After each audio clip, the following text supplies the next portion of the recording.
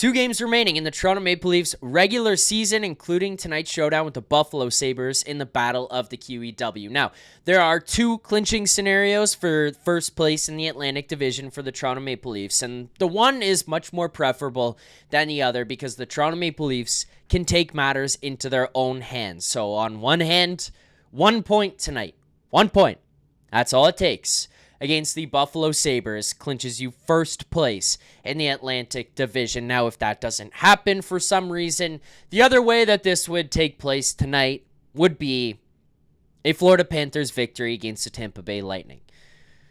Very possible that could happen, but I would rather not rely on that. I would rather the Toronto Maple Leafs come out, thump the Sabres, and there is no doubt in anybody's mind that the Toronto Maple Leafs are first in the Atlantic and that they deserve to be first in the Atlantic. So for tonight's game, we're going to tee up the lineups that we've got, the power play, the penalty kill, the starting goaltenders, as well as get to our best bet.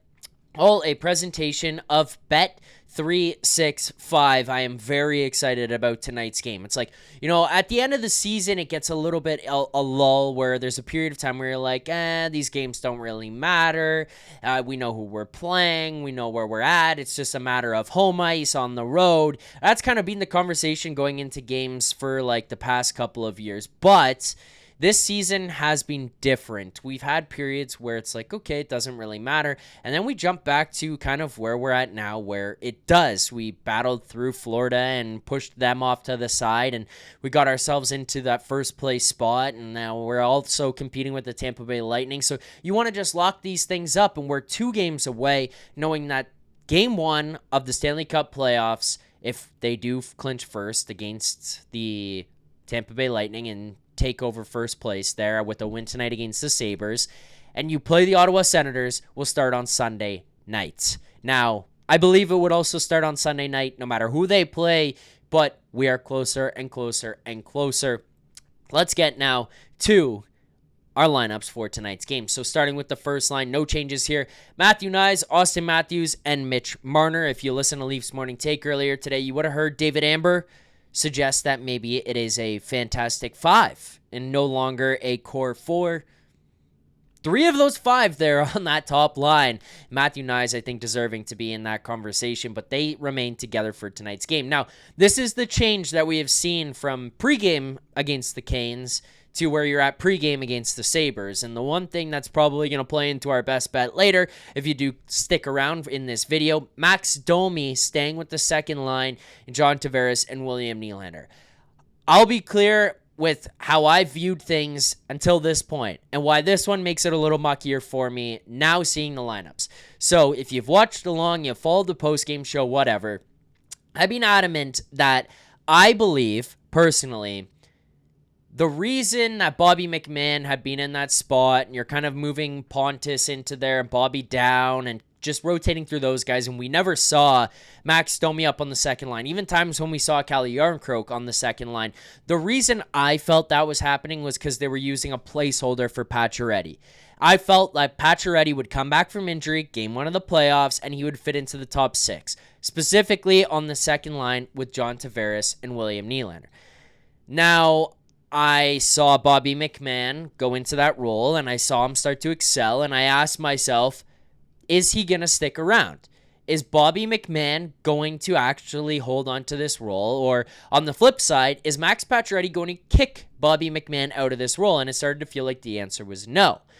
Then we start to see, okay, the third line is dropping off a little bit.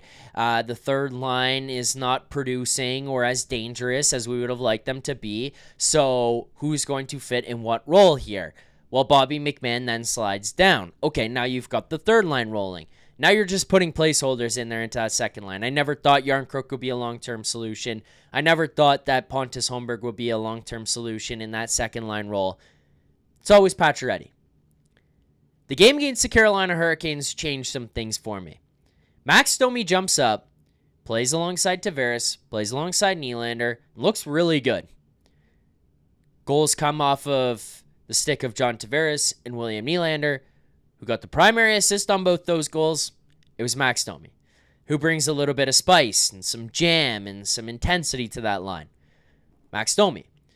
If you put Max Domi up onto the second line, you spread things out, you bring Pacioretty back, you fit him into a bottom six, you get McMahon on the third line, you got Lawton down to the fourth line, Lorentz on that fourth line, you get some versatility throughout the lineup here. Nye's there on that first line, he brings that element there as well to the first line. Not to say that Bobby McMahon didn't bring that element to the second line, but it's very clear that Berube prefers him on the third line and feels that he can drive the third line a little bit better than maybe a Max Domi can. Max Domi maybe is a very good complementary piece to the second line, but he kind of felt like he was just on his own when he was playing with Holmberg and Robertson or any other combination of wingers that it didn't include Bobby McMahon on the third line. So that's why I am sitting here right now with a little bit of like confusion, maybe to say, maybe is like the right way to put it, or not confusion. Lack of clarity, I guess, is better when it comes to how these lineups might sort themselves out for game one. But I will say the one thing that is a positive sign for me with Max Domi and him being there specifically on that second line, he found a ton of success playing in the top six last year, specifically with Austin Matthews. He's made it very clear he can play in a top six role and can produce offense in a top six role and be a supporting cast type of character to your big boys, Nylander, Tavares, Matthews, Marner, etc. He can help them produce at a higher rate. I wonder if maybe he stays in the top six. And if the third line can play like they did against Carolina, where you've got McMahon, Holmberg, and Robertson there, and they can be a forechecking line, maybe they make a splash. Maybe that third line stays together, and it allows you to have Domi go up to the second line. Maybe Pacioretty comes back and he takes Robertson's role or takes Holmberg's role. Or maybe Pacioretty comes back and he takes Calle Jarnkrok's role. You're going to have some options, but if Max Domi can continue to play the way he did on that second line, we might end up with some versatility throughout the lineup and more depth than we've seen in years past going into the playoffs. That's kind of what I wanted to say about the lineups, the lack of clarity I have, and my current thought process on how we see these lines shake out and what I like and don't like about some of the stuff about how they were and how they are right now. So those are your forward lines going into tonight's game.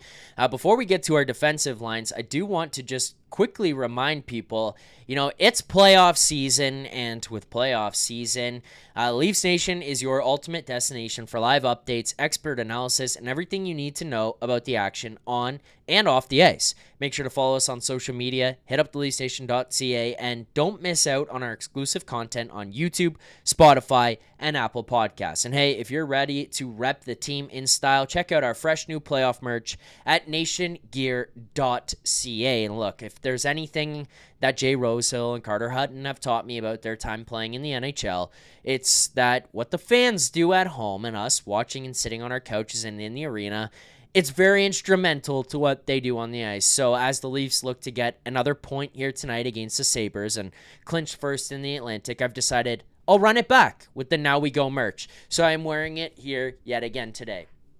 The Now We Go merch, I love it. I mean, myself, Nick, Rosie all had a hand in designing this. Producer Vix having some input as well.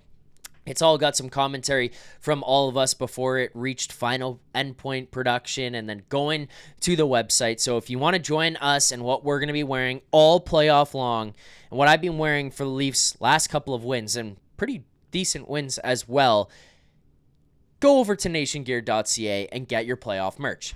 Let's close things out with what we have for the defense tonight, because I think a lot of people, myself included, were expecting to get some guys back, and it's just not going to be the case for tonight's game.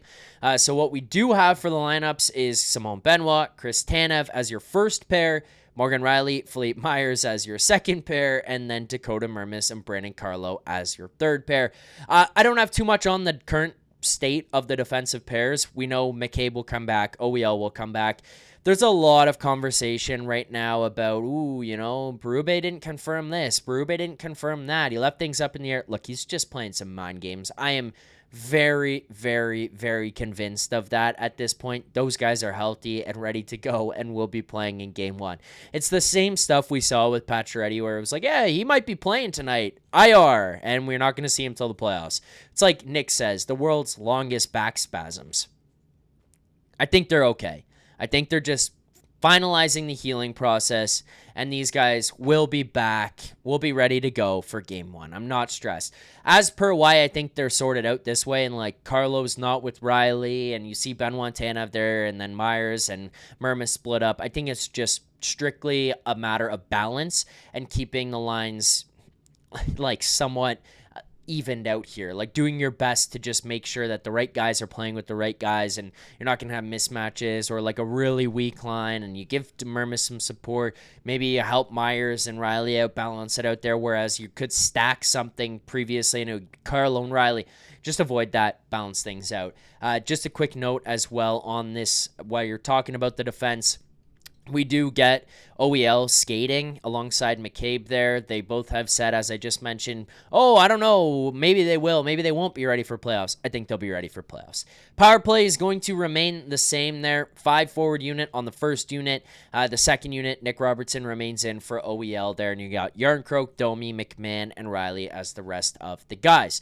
As for your goaltender, Joseph Woll did play the second night of the back-to-back against Carolina. I thought he looked really good. Tonight, you are likely to get Anthony Stolarz. Not yet confirmed at the current time of this recording, but likely to go. I don't see any reason why he wouldn't. It just follows the order of the rotation that they've been going in. He would be the next man up. I don't think there's any reason to play Woll in this game and exert him after what he just did against Carolina on Sunday. That said, the only stipulation I could see is if they decide, hey, Tuesday to Sunday is a long time. Let's play Woll tonight, play Stolarz on Thursday, and then Stolarz can get that game into Sunday. But even the reason I feel like that would be less likely is all signs to myself and to I think a lot of people around here indicate that Stolarz would be your game one starter. And if that is the case, taking from tonight, Tuesday to Sunday, game one would give you a lot more rest time in case anything does happen, whereas Thursday to Sunday would put you in a bit of a predicament if anything, knock on wood, bad were to happen. So it gives you a little bit more room. With that, let's get to our best bet for tonight's game. Breaking news coming in from Bet365. Where every nail-biting overtime win is a barn burner, every face-off, hat trick, power play, shot on goal, penalty shot, and every suspenseful minute in between is amazing. Whatever the moment, it's never ordinary at Bet365, an official partner of the NHL. Download the Bet365 app and use the code NATION, NATION, to get in on the game. Must be 19 or older. Please play responsibly. If you or someone you know has a gambling problem, visit connectsontario.ca. Okay, tonight's pregame best bet. We're going to have a little bit of fun with this one as well. Look, on the year, we have profited $839 to this point. That is a profit or a positive of 8.39 units total. And I want to keep that going, obviously, to close out the final 2 games before we get to the playoffs. And we'll keep it going there. But with the last couple of games, things can be difficult to predict or have an idea how things will go. If the Maple Leafs open tonight up 3-0 in the first period, does Berube decide to load manage Matthews, Marner, Nylander? Does he decide to dial down how many minutes they get, the exposure that they get, the situations that they play in? It's entirely possible. Same thing for the defense. Same thing for the power play and how they run out there. You don't know for sure how these may go.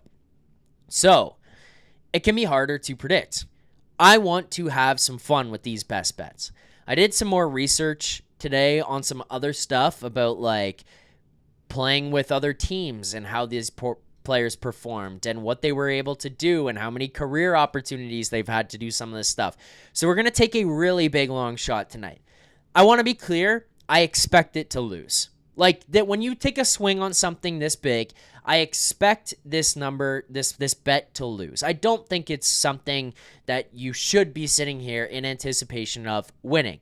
But when we cash this big number, we're going to victory lap the absolute heck out of this thing. So we're going to go over to our Bet365 page for tonight. We go over to the Leafs Sabres game, into the player props. We're not going to go to the goal scorers. We're not going shots on goal, points, assists, points, power play, nothing. Past the saves, we're going to go to one of the very bottom tabs. We're going to go to multi-goal scorers. And we're going to scroll down and click show more. We keep going. And then right there in the plus 8,000 area, 80 2-1. We're going to go with Max Domi, 2+ goals at 80-1. We are going to put $10 on this. I mean, honestly, I would almost even put less. But we're going to put 10 because it's also a very good number compared to the market, which I also did look around at. At other sports books, you're not even getting close to 80-1 right now. You're getting 35-1, 40-1. You're not getting 80-1. So even at this, I am willing to put the 10th of a unit, the $10 on this one. It will profit you here tonight $800 if we win this, which would basically double the entire profits of the entire season. I expect it to lose. Let's be abundantly clear on this. I expect it to lose, but we're going to have some fun, and I wanted to try to find some edges elsewhere that we could enjoy here tonight. So it's a Max Domi, 2+ goals, 80-1. $800 profit off of $10 bet. Now, the reason behind this, one, elevated to the second line. You look at anybody else who is in this range right now, 80-1, plus 8,000s, plus 100,000s, all of them. They are defensemen and they are players in the bottom 6. Max Domi is in your top 6. Not only is he in your top 6, he plays on power play 2, and Max Domi is currently also playing with John Tavares and William Nylander. It's not just the top 6. It's not just the second line. It's John Tavares and William Nylander, who have been some of the more consistent forwards on this team throughout the entire year. Consistent line, I guess, maybe is a good way to put it. So he's going to jump in there with them. Here's the other info that I have put together. Max Domi has played Buffalo 25 times in his career. In those 25 times, he has 26 points, 11 goals, 15 assists. Not a bad stat pack to put together. In Max Domi's last 5 games against the Sabres, it was all with the Maple Leafs, he has 4 points. Not to blow you away, not a point per game in those, but 4 points. In the last game he played with the Sabres, he had a goal and an assist. In the second game he played against the Sabres with the Maple Leafs, mind you, he had a goal. So he has 2 goals in his 5 games played against the Sabres with the Maple Leafs. Now, this is where I went and looked elsewhere. And then the number doesn't really line up in terms of career percentage, but with the Maple Leafs, I feel like we get closer, and in the current situation he's in, I feel like it better suits him than anything. Max Domi has 8 multi-goal games in his career. 2 of the 8 have come against the Buffalo Sabres. It doesn't actually really mean anything, given that one of them was in 2018 with the Montreal Canadiens. That's a different Buffalo team. It's a different Montreal team. It's a different lineup he was on. It's a different time in his career. All of that. It's different. I get it. It doesn't actually impact. The other one was the first game he ever played against the Buffalo Sabres with the Arizona Coyotes. He had 2 goals in that game. That was back in 2015. I do not expect this to win. But 2 of the 8 multi-goal games in Domi's career have come against the Sabres. He has played pretty well for the Leafs against the Sabres in his time here. We're having some fun. I think he's fired up about this one. I think he wants to be remaining with this top 6. So that is my best bet tonight. $10 profits you $800 on a Max Domi 2+ goals tonight against the Buffalo Sabres. I understand that the stats I just read out don't actually really matter that much. I do get it. But I want to have some fun with this one. I feel like that's the best option for us, the best way to go about it. So that's our best bet. If you did enjoy this video, make sure to hit the like button, subscribe here to the channel, turn on notifications right here on the Leaf Station 401. I will be back following tonight's game against the Buffalo Sabres for the second last time, the penultimate, I think it's what it's called, against the Buffalo Sabres for another Leaf Station After Dark, joined by Carter Hutton. Thank you so much for watching. Hit that like button, subscribe to the channel. We'll see you guys tonight. Until then, keep believing. For more content just like this, including game previews, post-game live shows, Leafs Morning Take Monday through Friday with Nick Alberga and Jay Rosehill with special guests, as well as instant reaction videos, make sure to be subscribed here to the Leafs Nation YouTube channel. Turn on notifications so you don't miss anything, and drop a like.